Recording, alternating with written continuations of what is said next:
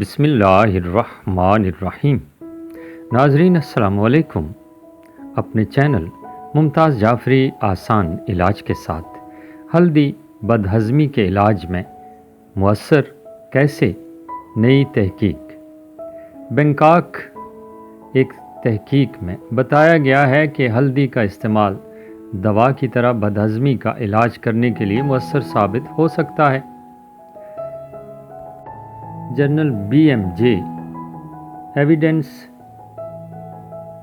Bed medicine میں شائع ہونے والی اپنی نوعیت کی پہلی تحقیق کے مطابق ہلدی میں پایا جانے والا ایک مرکب معدے کی تیزابیت کو کم کرنے اور بدہضمی کے علاج کے لیے استعمال ہونے والی دوا اومیپرازول جتنا مؤثر ہو سکتا ہے۔ ہلدی میں موجود کرکیومن نامی ایک قدرتی طور پر فعال مرکب ہوتا ہے جس کے متعلق خیال کیا جاتا ہے کہ اس میں انسداد سوزش اور مائکروبائل خصوصیات ہوتی ہیں۔ جنوب مشرقی ایشیا میں ہلدی بدہضمی سمیت دیگر بیماریوں کے علاج کے طور پر طویل عرصے سے استعمال کی جا رہی ہے۔ تاہم ماہرین کو اس بات کا علم نہیں تھا کہ ہلدی بدہضمی کے علاج کے لیے روایتی ادویات کا مقابلہ کیسے کرتی ہے، جس کی بڑی وجہ تقابلی مطالعوں کا نہ کیا جانا تھا۔ ایک ڈبل بلائنڈ پیلیو کلینیکل ٹرائل میں محققین نے 18 سے 70 سال کے 206 ایسے افراد کا انتخاب کیا جن کو مستقل پیٹ کے مسائل کا سامنا تھا۔ ان میں 151 افراد تحقیق کے آخر تک موجود رہے۔ بلائنڈ ٹرائل ایسے ٹرائل ہوتے ہیں جن میں محققین اور تحقیق میں شریک افراد دونوں فریقین کو یہ علم نہیں ہوتا کہ کس گروپ کو کیا دوا دی جا رہی ہے۔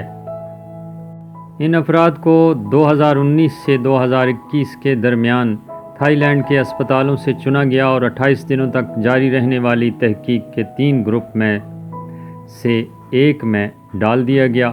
ان گروپوں میں ایک ہلدی گروپ کرکیومن کے 250 ملی گرام کے 2 بڑے کیپسول دن میں 4 بار، دوسرا نقلی کیپسول، اور اومیپرازول کا گروپ ایک چھوٹا 20 mg کا کیپسول اور 2 بڑے نقلی کیپسول روزانہ دن میں 4 بار، اور تیسرا گروپ ہلدی کے ساتھ اومیپرازول پر مشتمل تھا۔ تحقیق کے شروع میں تینوں گروپوں میں موجود مریضوں کے اندر بدہضمی کی ایک جیسی علامات تھیں۔ ان مریضوں کے 28 دن اور پھر 56 دن بعد دوبارہ معائنہ کیا گیا۔ معائنے سے محققین کو معلوم ہوا کہ کھائی جانے والی کرکیومن صحت کے لیے محفوظ اور قابل برداشت تھی، اور تینوں گروپوں میں موجود مریضوں میں علامات میں یکساں بہتری دیکھی گئی۔ ناظرین، اس سے ثابت ہوا کہ ہلدی بدہضمی کے علاج میں بہت ہی مؤثر ثابت ہو سکتی ہے۔